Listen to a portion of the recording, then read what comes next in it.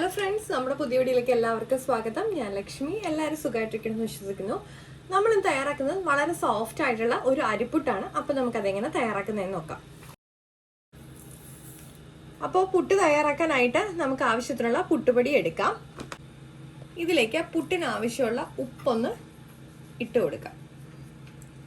ഇനി നമുക്ക് ഇതിലേക്ക് നമ്മളിപ്പോൾ 1/4 കപ്പാണ് എടുക്കണമെങ്കിൽ 1/4 കപ്പ് തന്നെ വെള്ളം ഒഴിച്ചു കൊടുക്കണം.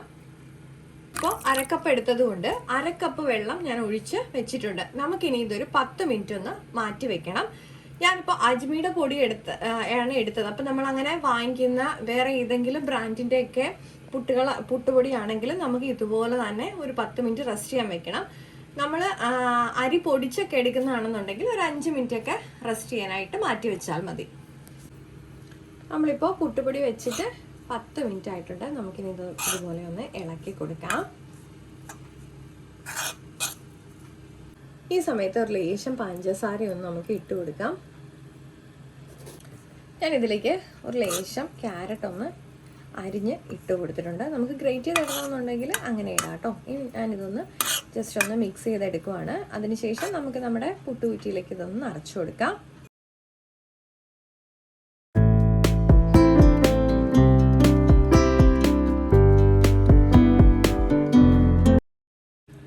നമുക്ക് ആദ്യം കുറച്ച് തേങ്ങ ഒന്ന് ഇട്ട് കൊടുക്കാം. നമ്മളിപ്പോൾ ചിരട്ട പുട്ട് ആ കുറ്റിക്കകത്താണ് ഉണ്ടാക്കുന്നത്, അല്ലെങ്കിൽ നമ്മുടെ നോർമൽ പുട്ട് കുറ്റിയിലാണെങ്കിൽ തയ്യാറാക്കാം കേട്ടോ. ഇനി നമുക്ക് നമ്മുടെ പുട്ടുപൊടി ഇതിലേക്ക് നിറച്ചു കൊടുക്കാം.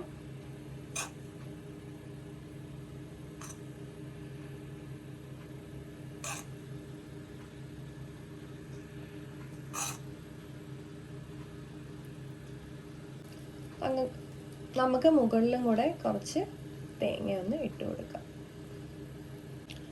ഇനി നമുക്കിത് അടച്ച് ആവി കയറ്റാൻ വേണ്ടി വെക്കാം. നമ്മുടെ പ്രഷർ കുക്കറിന് മുകളിലായിട്ട് തന്നെ നമ്മുടെ ഈ ചിരട്ടയുടെ പുട്ടുകുറ്റിയും വെച്ച് കൊടുക്കാം കേട്ടോ.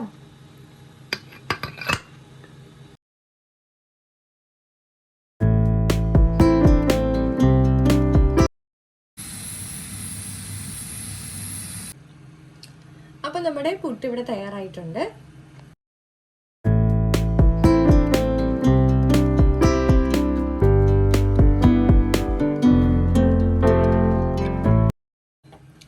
അപ്പൊ നമ്മുടെ ടേസ്റ്റി ആയിട്ടുള്ള പുട്ട് ഇവിടെ തയ്യാറായിട്ടുണ്ട്. നമ്മുടെ പുട്ടിന് ഈ നിറം തോന്നുന്നു ഞാൻ ബ്രൗൺ കളറിലെ പഞ്ചസാരയാണ് ചേർത്ത് കൊടുത്തത്. അതുകൊണ്ടാണ്.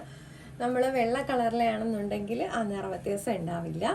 അപ്പോൾ നമ്മുടെ ഈ വളരെ സോഫ്റ്റ് ആയിട്ടിരിക്കും. നമ്മൾ രാവിലെ തയ്യാറാക്കിയ പോലെ ഇതുപോലെ നമ്മൾ ചെയ്യുകയാണെന്നുണ്ടെങ്കിൽ വൈകിട്ട് വരെ നമ്മുടെ പുട്ട് നല്ല സോഫ്റ്റ് ആയിട്ടിരിക്കും. അപ്പോൾ എല്ലാവരും ഒന്ന് ട്രൈ ചെയ്ത് നോക്കണം. അപ്പോൾ ലൈക്ക് ചെയ്യാനും ഷെയർ ചെയ്യാനും കമൻറ്റ് ചെയ്യാനും സബ്സ്ക്രൈബ് ചെയ്ത് സപ്പോർട്ട് ചെയ്യാനും മറക്കല്ല. അടുത്ത വീഡിയോയിൽ കാണും വരെ നന്ദി, നമസ്കാരം.